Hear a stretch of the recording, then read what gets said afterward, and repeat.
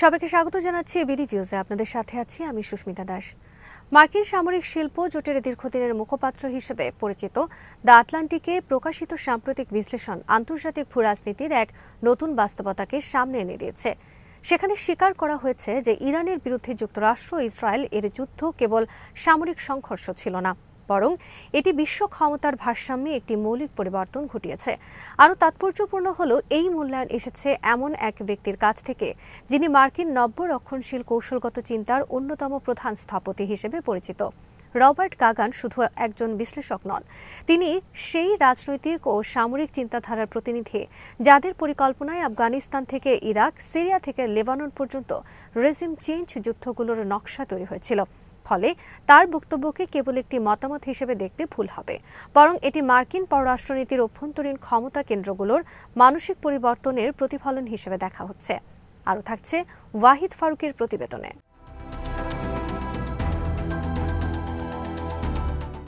কাগানের মূল্যায়নের মূল বক্তব্য হল, ইরান এই যুদ্ধে যুক্তরাষ্ট্রকে কৌশলগতভাবে চেকমেট করেছে। অর্থাৎ যুদ্ধ সাময়িকভাবে থামলেও কিংবা ভবিষ্যতে নতুন সংঘর্ষ শুরু হলেও আগের অবস্থায় আর ফিরে যাওয়া সম্ভব নয়। ওয়াশিংটন যে দীর্ঘদিন ধরে মধ্যপ্রাচ্যে একচ্ছত্র আধিপত্য বজায় রেখেছিল, সেই কাঠামো এখন ভেঙে পড়ছে। বিশেষ করে হরমুজ প্রণালীর নিয়ন্ত্রণ নিয়ে যে বাস্তবতা তৈরি হয়েছে তা বিশ্ব অর্থনীতি ও আন্তর্জাতিক কূটনীতিকে নতুনভাবে সাজাতে বাধ্য করবে। বিশ্বের জ্বালানি সরবরাহের বিশাল অংশ এই প্রণালীর উপর নির্ভরশীল। ফলে ইরান যদি কার্যত এর কৌশলগত নিয়ন্ত্রণ ধরে রাখে, তাহলে শুধু উপসাগরীয় রাজতন্ত্রগুলো নয়, ইউরোপ, এশিয়া ও আফ্রিকার বহু দেশও তেহরানের সঙ্গে সম্পর্ক পুনর্বিবেচনা করতে বাধ্য হবে।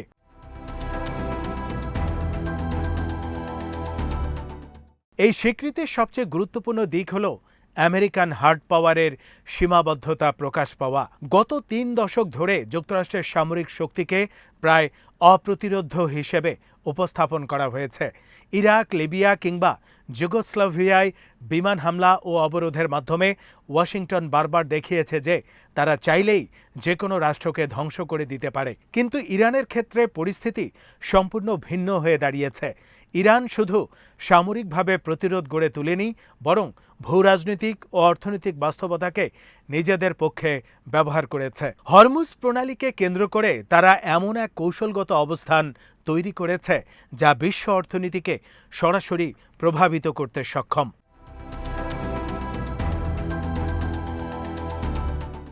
কাগানের বক্তব্যে আরও একটি গুরুত্বপূর্ণ বিষয় উঠে এসেছে, মার্কিন নিষেধাজ্ঞা ব্যবস্থার সম্ভাব্য পতন। 4 দশকেরও বেশি সময় ধরে যুক্তরাষ্ট্র ইরানের বিরুদ্ধে জটিল অর্থনৈতিক নিষেধাজ্ঞা আরোপ করে রেখেছে। এই নিষেধাজ্ঞার উদ্দেশ্য ছিল ইরানকে আন্তর্জাতিক বাণিজ্য ও আর্থিক ব্যবস্থার বাইরে ঠেলে দেয়া। কিন্তু বর্তমান পরিস্থিতিতে সেই কাঠামো ভেঙে পড়ার শঙ্কা তৈরি হয়েছে, কারণ বিশ্বের বড় বড় অর্থনীতি নিজেদের জ্বালানি নিরাপত্তা ও বাণিজ্যিক স্বার্থের জন্য ইরানের সঙ্গে সমঝোতায় যেতে বাধ্য হতে পারে। ইউরোপীয় দেশগুলো যারা এতদিন ওয়াশিংটনের কৌশলগত অবস্থানের সঙ্গে একাত্মতা দেখিয়েছে, তারাও বাস্তব অর্থনৈতিক চাপের মুখে নীতিগত অবস্থান বদলাতে পারে।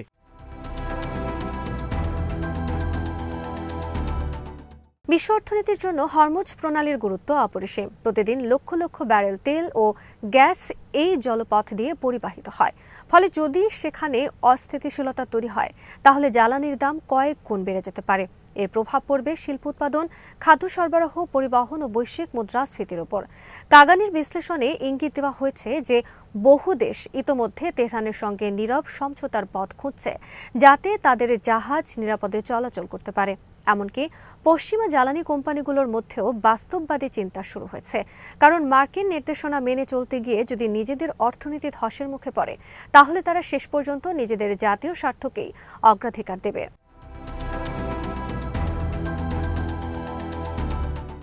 এই বাস্তবতা ইসরায়েলের জন্য গভীর সংকট তৈরি করতে পারে। দীর্ঘদিন ধরে পশ্চিমা শক্তিগুলো মধ্যপ্রাচ্যে ইসরায়েলকে কৌশলগত মিত্র হিসেবে ব্যবহার করেছে, কিন্তু যদি বিশ্বের বৃহৎ অর্থনীতিগুলো মনে করে যে ইসরায়েলের কর্মকাণ্ডের কারণে তাদের জ্বালানি নিরাপত্তা হুমকির মুখে পড়ছে, তাহলে তারা আগের মতো নিঃশর্ত সমর্থন দিতে আগ্রহী নাও থাকতে পারে। গাজা, লেবানন কিংবা সিরিয়ায় ইসরায়েলের সামরিক অভিযান নিয়ে আন্তর্জাতিক সমালোচনা আগেও ছিল, কিন্তু এখন বিষয়টি শুধু মানবাধিকার বা নৈতিকতার প্রশ্নে সীমাবদ্ধ নেই, বরং সরাসরি অর্থনৈতিক ও কৌশলগত নিরাপত্তার প্রশ্নে পরিণত হচ্ছে। ফলে ইউরোপীয় দেশগুলো নতুন করে হিসেব নিকেশ শুরু করতে পারে।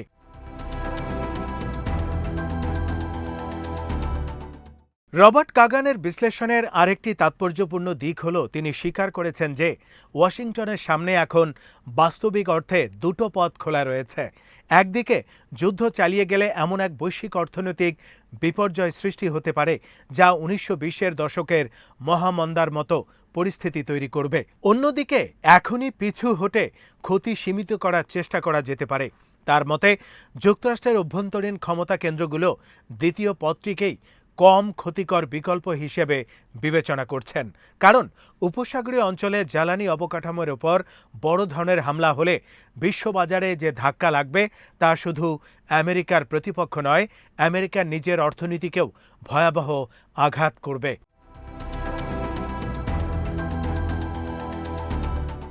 এই পরিস্থিতি আন্তর্জাতিক ব্যবস্থায় আরও বড় পরিবর্তনের ইঙ্গিত দিচ্ছে। দ্বিতীয় বিশ্বযুদ্ধের পর থেকে যুক্তরাষ্ট্র নিজেকে বৈশ্বিক শৃঙ্খলার প্রধান রক্ষক হিসেবে প্রতিষ্ঠা করেছে। আন্তর্জাতিক বাণিজ্য, সামুদ্রিক নিরাপত্তা, ডলার ভিত্তিক আর্থিক ব্যবস্থা সবকিছুর কেন্দ্রবিন্দুতে ছিল ওয়াশিংটনের প্রভাব। কিন্তু যদি বিশ্বব্যাপী এমন ধারণা জন্ম নেয় যে আমেরিকা আর আগের মতো শক্তিশালী নয়, তাহলে তার মিত্ররাও বিকল্প শক্তি কেন্দ্রের দিকে ঝুঁকতে শুরু করবে। চীন, রাশিয়া, ইরান কিংবা আঞ্চলিক জোটগুলো তখন নতুন বাস্তবতার সুযোগ নিতে পারে।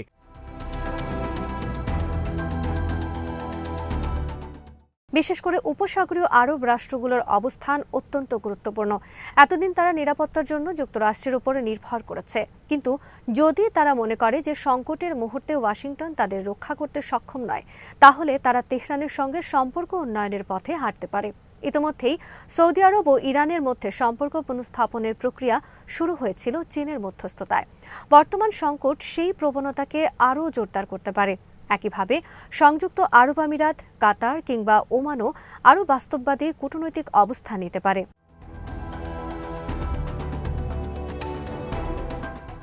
এই পুরো পরিস্থিতির মধ্যে সবচেয়ে বড় পরিবর্তনটি সম্ভবত মানসিক ও প্রতীকী। দীর্ঘদিন ধরে পশ্চিমা বিশ্বে ইরানকে একটি বিচ্ছিন্ন, দুর্বল ও নিষেধাজ্ঞায় জর্জরিত রাষ্ট্র হিসেবে উপস্থাপন করা হয়েছে।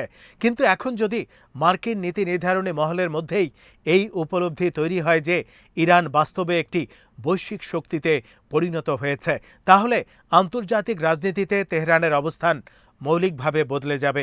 বিশ্ব দক্ষিণের বহু দেশ যারা এতদিন পশ্চিমা চাপের কারণে দূরত্ব বজায় রেখেছিল, তারাও নতুনভাবে সম্পর্ক গড়তে আগ্রহী হতে পারে।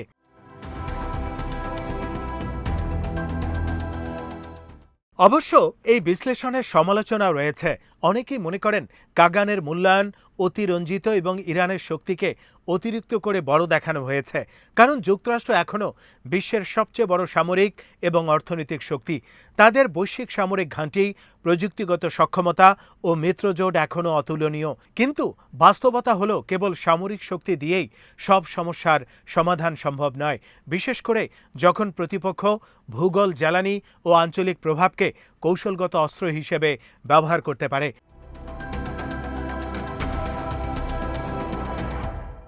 আরও গুরুত্বপূর্ণ বিষয় হল এই সংকট বিশ্বব্যাপী বহুমেরু কেন্দ্রিক ব্যবস্থার উত্থানকে ত্বরান্বিত করতে পারে।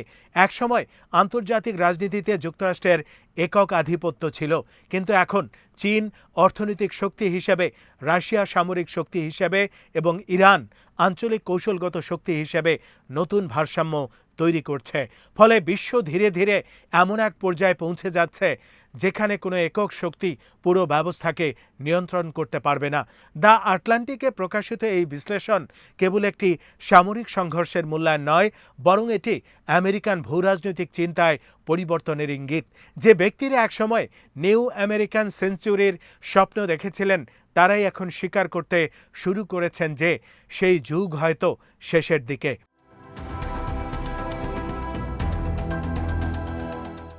ইরানের উত্থান, হরমুজ প্রণালীর কৌশলগত গুরুত্ব, নিষেধাজ্ঞা ব্যবস্থার দুর্বলতা এবং বিশ্ব অর্থনীতির ভঙ্গুরতা সব মিলিয়ে আন্তর্জাতিক রাজনীতি এক নতুন অধ্যায়ে প্রবেশ করছে। এই অধ্যায়ে সামরিক শক্তির পাশাপাশি ভূগোল, জ্বালানি, অর্থনীতি ও কূটনৈতিক বাস্তববাদ আরও বড় ভূমিকা পালন করবে। আর সেই বাস্তবতায় যুক্তরাষ্ট্রকে হয়তো প্রথমবারের মতো স্বীকার করতে হচ্ছে যে প্রতিটি যুদ্ধ শুধু বোমা ও ক্ষেপণাস্ত্র দিয়ে জেতা যায় না। কখনো কখনো একটি রাষ্ট্রের কৌশলগত অবস্থানই পুরো বৈশ্বিক ব্যবস্থাকে বদলে দিতে পারে। আজ এখানেই শেষ করছি। সবাই ভালো থাকুন, সুস্থ থাকুন আর দেখতে থাকুন বিডি ভিউজ। চ্যানেলটি ভালো লাগলে সাবস্ক্রাইব করুন, সংযুক্ত থাকুন আমাদের ফেসবুক পেজে।